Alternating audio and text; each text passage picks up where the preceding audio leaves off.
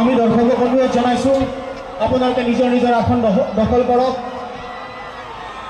আৰু শৃংখলাবদ্ধভাৱে আমাৰ অনুষ্ঠান উপভোগ কৰক। আমি বিচাৰিছোঁ আপোনালোকৰ সহযোগিতা এই অনুষ্ঠান সুচাৰুৰূপে চলাবলৈ আপোনালোকৰ সহযোগিতাই হ'ব আমাৰ পৰম সম্বল।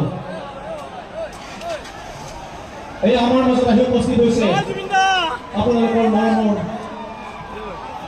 সংগীত শিল্পী জুবিন গাৰ্গ।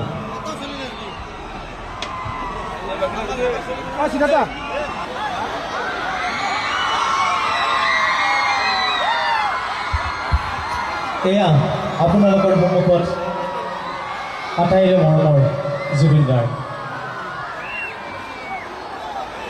এই হেলচাৰ বিহু মঞ্চত প্ৰিয় জুবিন গাৰ্গ।